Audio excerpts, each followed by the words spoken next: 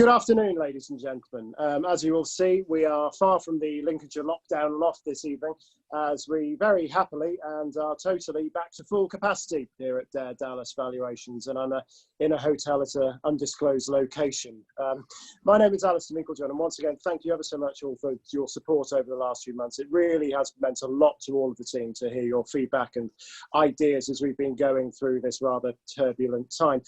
In fact, we've actually been asked to look at the process of the probate situation, and as such we've actually, in partnership with Mackerel Solicitors and Philip Arnold Property Auctions, will be releasing a new webinar on this very soon.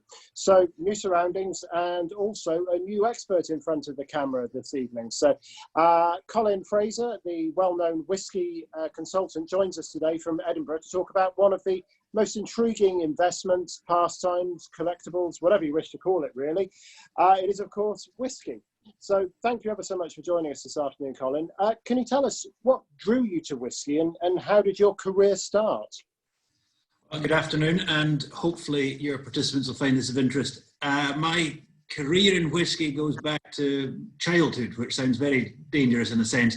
I grew up in Speyside, which is one of the main whisky producing regions of Scotland. Arguably some of the best whisky in the world, if not the best whisky in the world, comes from Speyside. And it was all around us. You were never more than a mile or two from a distillery. You just sort of knew by osmosis what was going on in the business. And it was a beginning of a boom time, which has continued till now. So growing up in the shadow of distilleries like Macallan, Aberlour, Glenfarclas, you can't help but appreciate the product.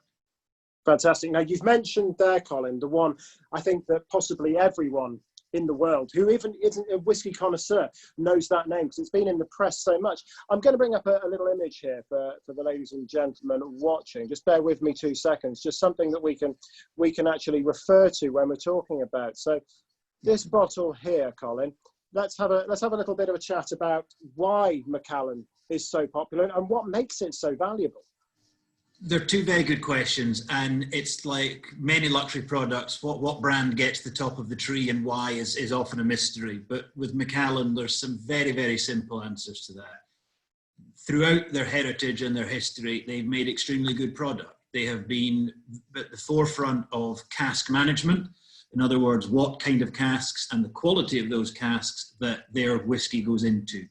You must remember that new makes, so whisky when it's produced, comes out the still the same colour as my glass of water, and in the case of the bottle on screen, it's 18 years in a cask creates that colour, and that colour imparts a huge amount of the flavours and the tastes, and is what the buyers are buying into. And this bottle's a great example. This was released in the early 90s.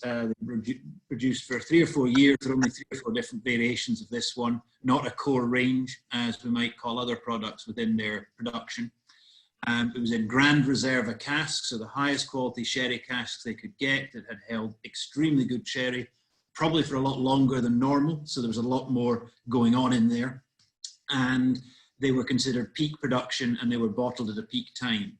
So you've got a great product at start, you've got a great product that it's going into, i.e. the cask, it's aged for what's considered a peak time, and it's presented beautifully. And it was at a time in production, 1979, this was produced, bottled 18 years later. It was at a time when production was quite slow, quite small. It was arguably a more bespoke product. It was arguably a more hands-on traditional product, and still one that is achievable to purchase today.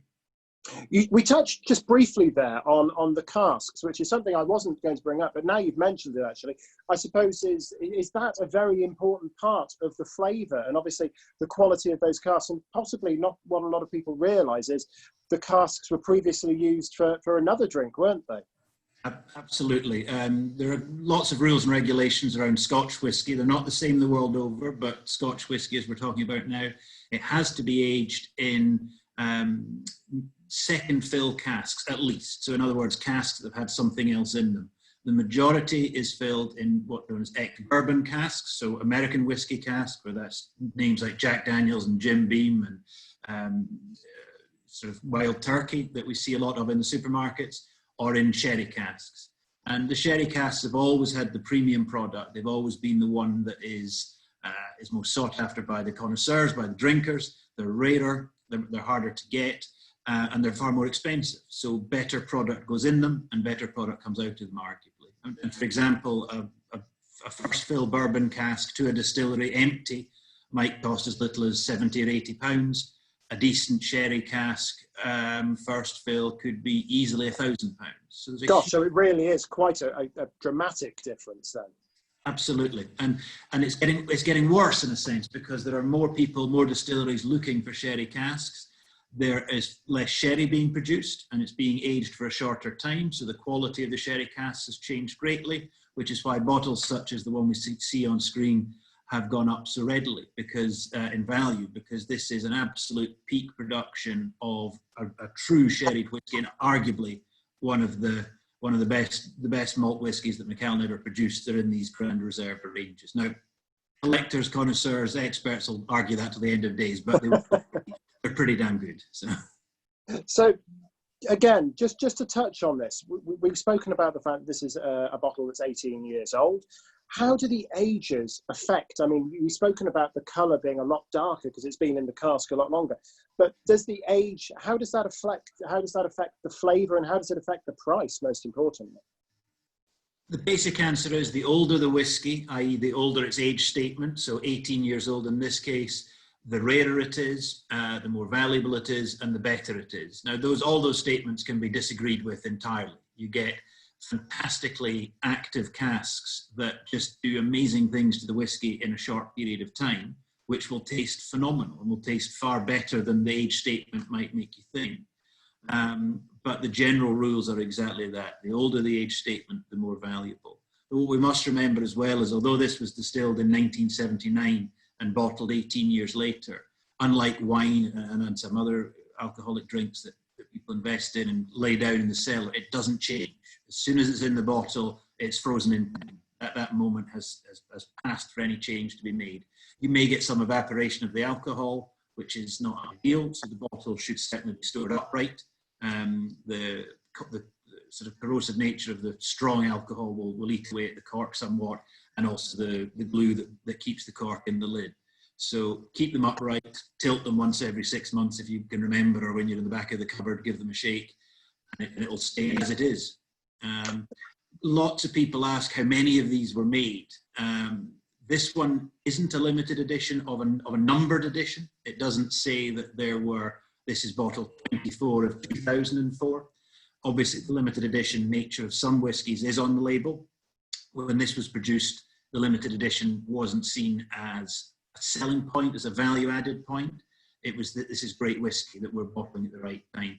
Obviously, limited editions change the value greatly, and in the collector's market, people love to see something that they can quantify how rare it is. And bottle number 1 of 200 is arguably more valuable purely because of novelty value than bottle number 182 of 200 of the same whiskey. Because ultimately, I'm assuming the quality of the whiskey itself wouldn't deviate over the production of the actual production run. So it's almost irrelevant of the numbers.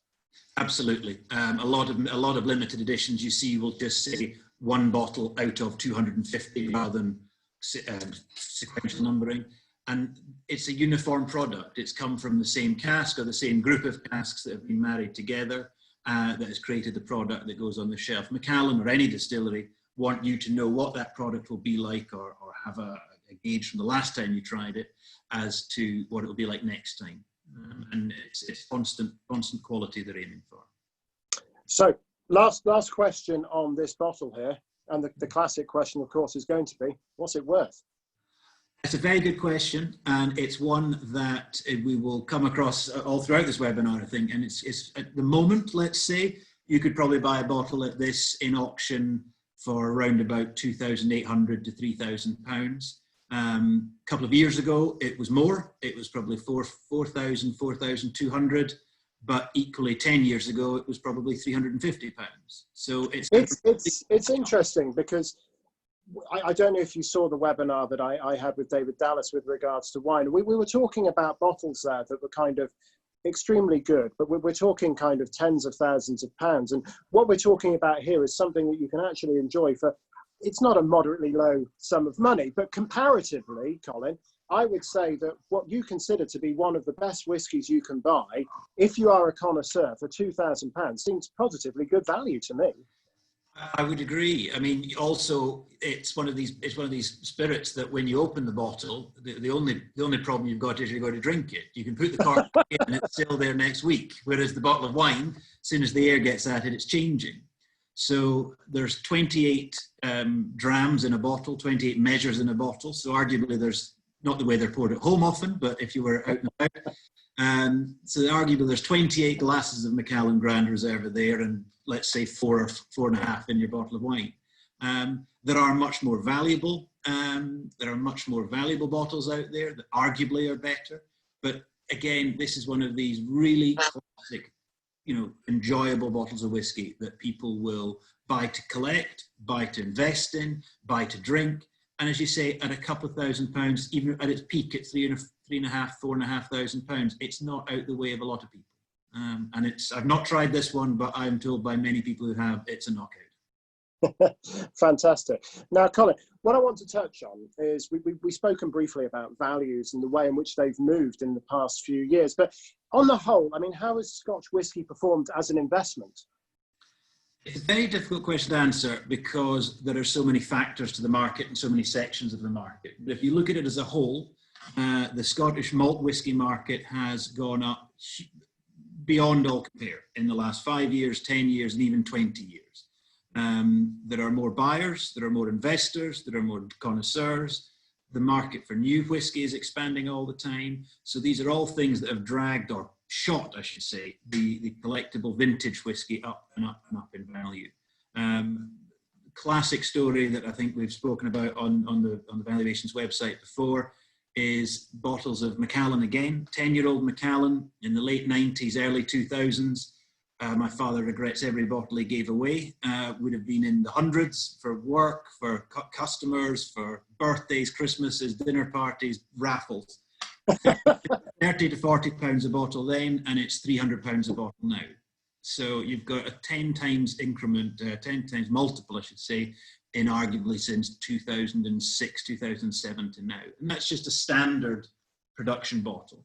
On the earlier limited editions, on the rarer things, on the real classics, the Bowmore Black, an Islay whiskey that was really heavily sherried, real black colour, 1960s distillation, bottled in the late 90s. It was 300 pounds a bottle new.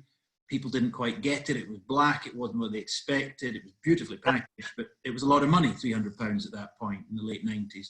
At the peak, they were 30,000 pounds a bottle. Gosh, wow, that's quite an investment. Do you see that people have bought into this as an investment a lot more? It may be connoisseurs that enjoy drinking it, but do you think that people, because you see it a lot, and I would say that I've seen it more and more and more, that people that have bought them, and some may say unfortunately, that have just stuck them down in the cellar, forgotten about them, and almost consider them like a lost Rembrandt that they put in the basement until hard times come about? I think you're absolutely right. There's been so much press when you see things like the Bowmore Blacks, where you see the Macallan bottle at over £1 million, which has been reached 2 or 3 times, that's been over £500,000 at least 4 or 5 times now. It gets people thinking. All this press gets them thinking, could I be getting part of this action? And there are a lot of buyers in the market, unquestionably, that are buying these as stocks and shares. They're thinking, well, if I have 25 of these Bowmore Blacks or Macallan 10s or whatever, then as they go up or they go down, I'll know where I stand. And it's seen as a very attractive investment. And that's internationally as well. This is not a Scottish-based market, by any stretch of the imagination, nor a British or European market. The main buyers are the 4 corners of the world. No, I mean we've seen many people all over the world that invested very, very heavily. Do you think that the distillers have actually cottoned onto this and are producing more collectible new whiskies, if you see what I mean? They're certainly trying to. They're doing a lot more fancy packaging. They're doing a lot more limited editions or yearly releases to try and create that mentality of a set. I want to have all the ones of this range or all the different types. And certainly because the production has gone up and down so much over the last 35, 40 years, their stocks are very variable Bear in mind, it has to be kept in bonded warehouse for 3 years and a day before it technically is whiskey. But arguably, unless it's eight years old or 10 years old, it's not going to be a malt whiskey that people are going to consider the most enjoyable. There are exceptions to that, obviously. And again, the longer you wait, the better it gets. In 1983, I'll get my figures slightly wrong, but the point stands, in 1983 alone, the company that's now Diageo closed, I think, 9 or 10 distilleries. They're now reopening 3 of them because they can't supply the demand. There was a glut. I think there was a dozen distilleries closed in that year across Scotland, but now they're opening at a rate of knots. And I imagine those, and it was a question I was going to ask actually about the areas and how they make a big difference to people who collect specific areas and specific types of whiskey. But you actually brought on the subject of closed distilleries there, which is something I was going to ask as well. Does those closed distilleries now actually mean that those rare bottles that obviously from places that you just can't get anymore, is that an important factor, I would assume? You're absolutely right. I mean, that is a collectible section in its own right, is the closed distilleries. It's one of these things that because it's a finite amount that was made, and these distilleries that closed in the 80s, for argument's sake, the stocks are running very low. Brora, Port Ellen, for example, 2 in the Diageo portfolio. There's certainly stocks of Brora. They're releasing 30. Let's just bring up there, because I think we've got an image of that Brora, haven't we? Let's just have a little look at this, because you did very kindly send me an image of this to have a look at and be in awe of, no doubt. So to talk us through this bottle then, and talk us through the importance of the distillery and what it is. It's an interesting conundrum for Diageo. This was Brora, distilled in the late 70s. This was early 70s, 1972, aged for 22 years. Brora was a distillery. It's north of Dingwall, and north of Inverness. You know, you're sort of a 5-hour drive almost from Edinburgh. It was considered great whiskey, but the distillery itself wasn't quite up to standard. And they built another distillery on the same site, which was opened as Clynelish Distillery. And they closed Brora and knocked it down. And some of the maltings and warehouses still survived.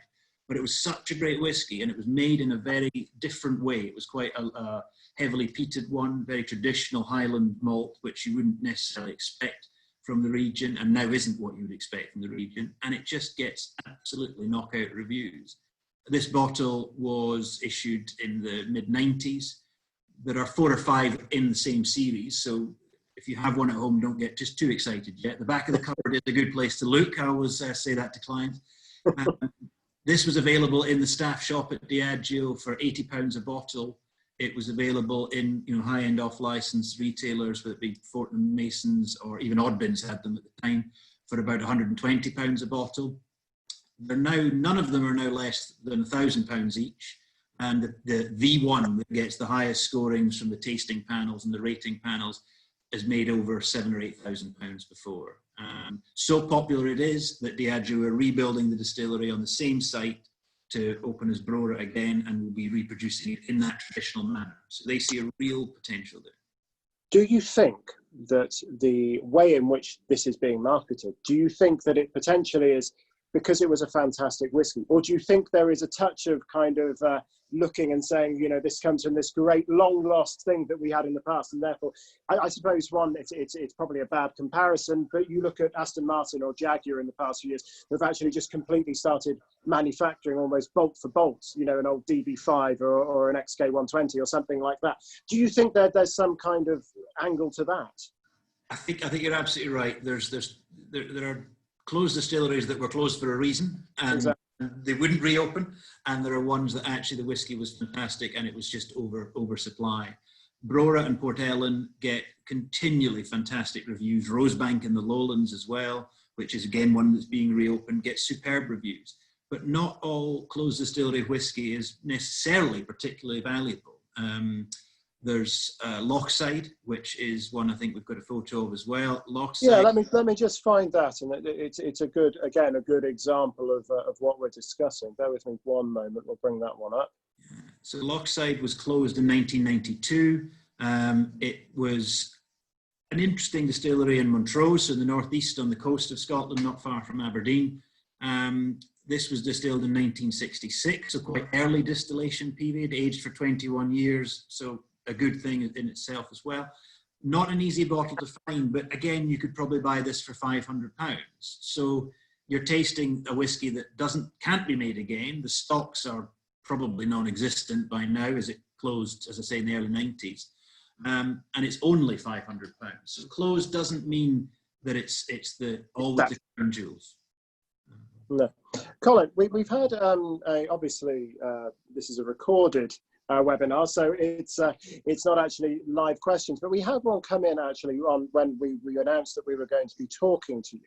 And the question that we've actually had asked by one of our brokers is, considering that you mentioned a lot of these things may be hidden in cupboards, there's a number of clients that have their whiskey collections that have basically evolved by chance rather than actually looking at them collections. But now, obviously, with what we're saying here, it kind of reinforces the point that they probably are of some worth. How can you really more accurately kind of work out their value? I mean, obviously, there are a lot of websites and things like that, but do they really give a true reflection of what they're worth?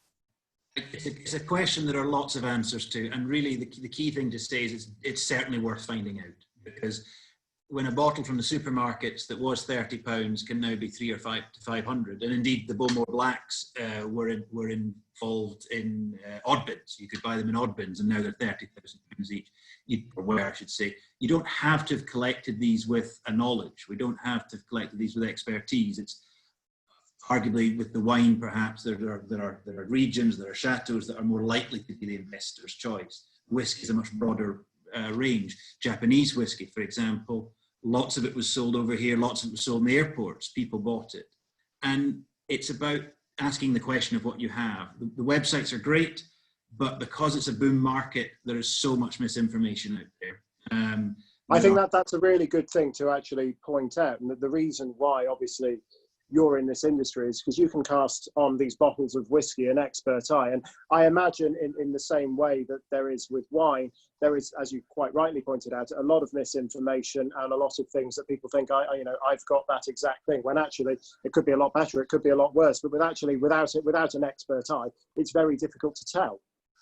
You're absolutely right. And I always advise caution. The number of phone calls you get saying, I have the same bottles on this website. And you go to this website and it's priced at a figure that makes no sense at all. I mean, it's say 5, 6, 8 times auction or standard retail. And it's someone looking for some crazed buyer who's got more money than sense that's just going to offer 20% discount and they'll take it. So it's very difficult. I'm sure all valuers say this in their field, but there's great information out there online. There is the worst information out there online. And sadly, the balance of good to bad is in the wrong order. Colin, when you see, I mean, it happens a lot with wine, and I discussed this at length with David Dallas about the counterfeit market, because at one point there were so many things going around, and I'm sure you probably know as well. In the States, for example, with a lot of red Burgundy, it was appalling. Now with whiskey, I'm assuming, again, we could be in that same kind of realm. Absolutely right. There are out-and-out fakes that are being made today to deceive, and that were made in the 90s, early 2000s, at the beginnings of these booms. There are bottles that people have resealed because they've only drunk half of, or they've topped up and resealed. And I hate to say it, but you look on internet auction sites and there's empty bottles of whiskey being sold. It can only be being sold for those purposes. Yeah, exactly. I mean, we saw that with wine as well. And I imagine with whiskey, it's, again, you're kind of in that position whereby it's easy enough, I hate to say it, to find somebody that's going to sell you a good bottle that you can refill.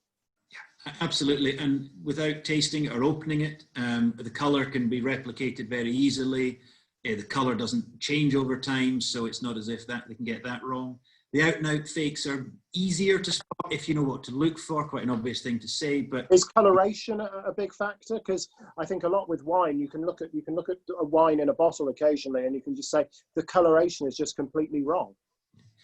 It's hard. It's not difficult to replicate in the whiskey, so it's harder to spot there. It would be things like the glass codes on the bottles, the types of closure, i.e. the cork or the seal over the cork, the way the label's printed or glued on. And in some cases, they've faked up bottles and got the got the distiller's name, company name wrong for the date they were going for and things. So it's about looking at the whole, as with anything, with paintings or classic cars or rugs and carpets, it's about looking at the whole thing. This is the problem, I think, in all areas. This is why there are experts out there who can deal with this. Now, you briefly spoke then about Japanese whiskey, and in the past decade or so, a lot more different countries are producing whiskey, aside from the obvious master that is Scotch. What other kind of avenues have people been down? I mean, what other nations produce it, and have there been any that have obviously been an instant kind of investment? I think it's a very interesting question in where the market's going. And certainly these new distilleries, whether they're based in Scotland, England or Wales, Ireland, or much further afield, we're seeing there's one north of the Arctic Circle just selling their first spirit at the moment. Gosh. And down to the New Zealand in the south, and I'm sure elsewhere, I can't remember. They're doing it very cleverly. They're doing it very carefully. They understand. They're bringing people in. The majority of the time, they're bringing people in from the Scotch whisky industry to advise. A lot of the physical stills themselves are being made in Scotland and shipped out. So they're really doing it with a nod to our heritage and the Irish heritage. I'm sure we shouldn't be discounting. Of course, yes. We have, and making it extremely well.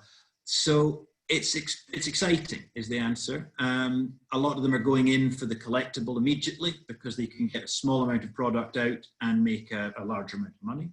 But the instant successes, not quite instant, but the recent successes have been the first releases of new distilleries. So the first bottles they've released, the first, what they call spirits. So it's always young spirit. It's never going to be terribly old because they've got to get this money in and out, big business. Therefore, that will be the first one of that distillery. And it's got a real cachet to have the first of anything. Doesn't matter the marketplace. And it works brilliantly.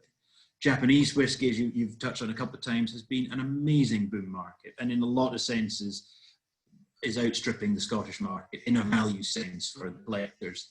It was started in Japan by gentlemen who'd come over to Scotland to learn about brewing and distilling, travelled around Scotland, had checked out how it worked, had seen what the differences in stills and location and warehousing made, and then spent years trying to find the right places for distilleries in Japan. So do you think that could have been, Colin, because of obviously the huge amount of the Japanese market that were buying Scotch whisky? Were they trying to basically tap into that? I think he was looking. This was in about this was pre-First World War, so this is a long time back. Oh, okay. Oh, right, okay, I'm obviously very wrong on that. But no, there was an export market then, but not a huge one. I think it was trying to look for, I think it came from a brewing and distilling family and looking at how these things were done differently and how malt and blending was done in Scotland. And it was a great opportunity to learn. And again, it was a time when there was a lot of distilleries. It was quite a boom time as well. And he was welcomed into the fold, to have someone from the other side of the world interested in a product we've been passionate about for hundreds of years. All the doors were flung open for him, which was fantastic. Amazing. Now, Colin, probably one of the questions that I imagine asked of you the most, do people actually drink these bottles that they pay thousands and thousands and thousands of pounds for? Or are they predominantly investments? And obviously, the thing that we briefly touched on with the Macallan is, are they diminishing stocks now because people are drinking them? It's a very good question that nobody has a straight answer to, except yes, they are being drunk. So the percentages that are being sold and drunk is always going to be an unknown quantity. But as you said yourself, if a classic bottle of wine is tens of thousands, and a really good bottle of whiskey could be under 5,000, or even £500 to £800 would get you something really special you're not going to get again, then yes, they are. It's a market that in the drinking side is brought on by the booming economies. Chinese market is huge. South American market grows all the time. The Russian market was very important in its time as well. And it is a status symbol. If you have the money to have the same bottles of wine and the same cars and the same size of house as your competitors, your friends, your neighbours, you need that thing that's going to step you up a bit more. And bringing that fantastic bottle from a closed distillery or a very limited edition, or just a renownedly good whiskey, doesn't have to be expensive, renownedly good whiskey out on the table that is a real joy. And that's part of the fun. So it's a very social drink, whiskey. As a lot of drinking is, but it's a very social drink. What you like, what you don't like, why you do, the differences, the nuances, and it's great fun. Colin, what's the right way to drink whiskey? The way you like it best. That's not the answer everyone gives, but it's the one I'll give. Personally, and a lot of people would agree, but that doesn't mean we're right. Try it without any water and without any ice first. See what you think. You can't take water out once you put it back in. You certainly can't take, well, you can take ice out, but it's done the hardship. A little bit of water, by which we mean drops, not pours, just a few drops, opens it up, loosens the flavors, and you'll get something different from it. So try that and see where you get to. In a tall glass, lots of ice, Coke up to the top, and a palm tree and an umbrella. Not really going to win anything. Colin, we're coming towards the end of this, and this has been fascinating, and I really hope the ladies and gentlemen watching this have found it as interesting as I have, and I really have done. But what do you think has been your best find, and what have you been lucky enough to value? It's always the story more so than the object in these cases. And one of the great finds I never actually saw. It's a very strange one. A client had passed away, or father had passed away, sorry, and the client was going through papers and found some records to a cask that had been bought, and he thinks round about the time of his wedding, by his father. He knew nothing about it, found some more paperwork that seemed to suggest there were 2 casks his father had bought. So we were sent on the hunt to find out if they still had them, had they sold them, what was going on. And it turned out he had 2 casks, one of which at the time would have been about 30-year-old Speyside malt, and the other was 24-year-old, which oddly enough was the year his first child was born. So we think Dad had bought these to celebrate the wedding of his only child, only son, and the grandson's birth as well, and never told them. And they sat there languishing, doing nothing as whiskey does. It sleeps in the cask, the angels have their share, and it turns into this wonderful drink. We found they were there. We contacted the distillery. Yes, no, they're still yours. That's where the money's been going all these 20 odd years. Decided to have them bottled. We had them bottled for him. One was particularly good, and there was not much of it because there was a hole in the cask and he'd lost about a good third of it. The other one was pretty good, and he had quite a lot more of it. And it's been enjoyed. It's been given to family members. The son turned 18, and I don't know if it was first whiskey he ever had, but he certainly enjoyed a couple of them. And wow. That's just an absolutely phenomenal tale, isn't it? And one of those things that I think in our roles as valuers, in completely different aspects, you do actually have the privilege of being able to see. If you could buy a bottle, and we're talking about one that you could spend an unlimited amount of money on, first of all, what would you buy? Now, that is a question I've not been asked before. I did a tasting once for a wedding, and I spoke to somebody about it, and he said, "Oh, don't put any good whiskey on there." He said, rather than £1,000 bottle, I'd rather have 50 bottles of Aberlour 10-year-old or Glenfarclas 10-year-old. And they're both, he and I are 2 of our go-to supermarket available great drinking whiskies. I hate to refer to it as a daily, but would you call that a daily driver?